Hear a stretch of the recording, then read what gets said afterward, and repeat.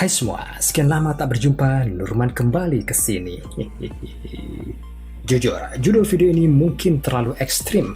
Emang ada jumlah yang katakanlah 100% orang menolak Anda di tempat kerja. Kalau kita bilang 50%, 20%, masih mungkin lah. Tapi mari kita mainkan logika. Kalau misalnya sebuah perusahaan bergerak di bidang properti, kemudian manajernya merekrut karyawan seorang seniman yang drop out kuliah, bisa dipastikan orang ini akan ditolak karyawan lain. Pastinya dengan ritme kerja yang cepat dan rentan stres. Semuanya berpacu melawan waktu. Semua orang berusaha menghasilkan keuntungan sebanyak mungkin. Sementara jika ada orang yang tidak capable disuruh kerja dalam lingkup ruang yang bukan bidangnya, maka yang satu ini bisa jadi akan mengacaukan segalanya. Maka jelas dalam konteks ini, anak kunci tidak akan bisa masuk ke lubang kunci. Jadi semua orang terkurung di dalam, tidak bisa keluar. Dan adalah wajar dengan angka 100% ini sebagai sebuah penolakan. Lain cerita kalau misalnya si seniman ini mempunyai prestasi yang luar biasa yang bisa dimanfaatkan perusahaan dan direkrut atau dikontrak sementara, misalnya untuk acara promosi perusahaan, iklan dan sebagainya. Karyawan lain tidak akan pernah ribet menanyakan dari lulusan mana dan apa ijazahnya. Sekarang katakanlah Anda adalah seorang karyawan baru dan berasa 99% orang di kantor tidak menyukai Anda. Meskipun Anda bersikap baik, apa yang Anda rasakan bahwa mereka semua tidak pernah peduli dengan Anda. Masing-masing orang sibuk dengan urusannya masing-masing. Saat rehat sejenak dari kerja, mereka hanya memainkan HP dan pergi makan siang serta sholat bagi yang muslim. Tidak ada sedikit pun waktu yang mereka sediakan untuk Anda dan Anda seakan-akan tidak dianggap orang di situ. Mari kita pastikan tingkat keakuratan hingga 100% ini. Pertama, hidup yang kita jalani sekarang sangat berbeda dengan beberapa dekade yang lalu. Kita mengenal istilah milenial. Kalau kita cari di Google, generasi milenial adalah mereka yang lahir antara tahun 1980 hingga 2000. Atau mungkin bisa kita bilang mereka yang sudah akrab dengan internet sebelum masuk usia 30 tahun. Dan kecenderungan aktivitas milenial ini tidak hanya mutlak milik generasi yang saya sebutkan barusan. Ya, pada akhirnya, apa misalnya? Salah satunya adalah kritis terhadap fenomena sosial, dan Anda bisa tebak sosial yang mana. Bukan orang-orang yang berada di kanan kiri mereka saat berada di kantor, tapi di dunia maya. Kekritisan ini bahkan tanpa disadari menjadikan manusia berubah dari baik menjadi ganas hanya karena merasa benar atau mudah tersinggung. Tiba-tiba bermuncullah hater di mana-mana, di medsos dan portal-portal berita, termasuk juga yang ada di kantor. Tapi apakah mereka sepenuhnya membenci orang baru? Kembali lagi kepada ciri khas kaum milenial. Aktivitas lainnya yang umum dilakukan sekarang yaitu orang-orang suka dengan yang cepat dan serba instan. Seperti perjalanan web atau geser-geser layar HP demi memuaskan hasrat keingintahuan mereka. Ini lebih mengasihkan daripada ngobrol dengan rekan kerja yang seolah-olah hanya berbagi hal-hal monoton dan membosankan. Lebih lagi kalau orang baru ini berbagi tentang masalah yang dialaminya, seperti kesulitan hidup dan dilema. Tidak ada orang yang suka mendengar keluhan orang lain. Orang-orang ini tidak ingin terlibat lebih dalam dengan urusan orang yang pastinya mengalihkan perhatian mereka dari ponsel atau gadget mereka. Beberapa tahun yang lalu saat bekerja di kantor, tanpa sadar saya ternyata telah mengabaikan beberapa teman kerja di sekitar saya. Ponsel Android belum ada saat itu, masih banyak yang pakai BlackBerry. Saya terlalu asik bersosialisasi di HP dengan orang luar, berdebat di forum dan mencari peluang kerja online.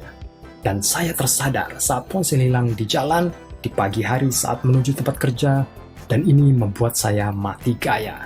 Ketika saya berusaha mengajak ngobrol teman kerja, mereka tak peduli, asik dengan ponselnya masing-masing. Dan ketika saya tanya, kenapa cuek saja? Terus terang salah satu dari mereka mengatakan bahwa ini adalah tindakan balas dendam. Wow, segitunya. Sebagai seorang yang bukan muda lagi, yang lahir sebelum generasi milenial ada, mau tidak mau, terpaksa atau tidak, saya harus menyesuaikan keadaan. Caranya? Ya secepatnya beli HP baru agar tidak mati gaya. Jadi ini juga merupakan salah satu jawaban apakah semua orang di kantor 100% benci kepada Anda sebagai karyawan baru, dan Anda diterima kerja bukan dengan cara tidak sehat seperti kolusi dan nepotisme. Jawabannya ya dan tidak.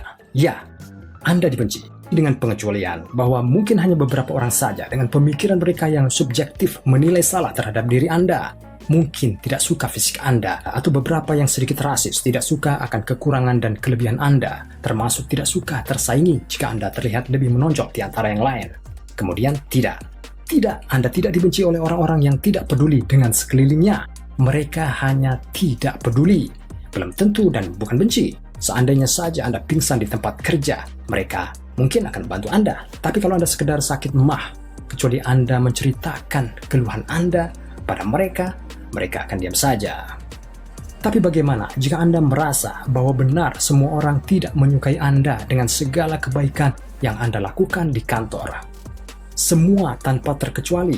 Pertama, mari kita lihat dari sisi untung rugi. Suatu hal yang dirasakan tanpa ada tindakan untuk memastikan perasaan itu akan menjadi praduga atau fitnah. Sebaliknya, jika terus melakukan kebaikan meski tanpa timbal balik, Anda sudah berusaha menjawab pertanyaan tentang ketidaksukaan orang ini.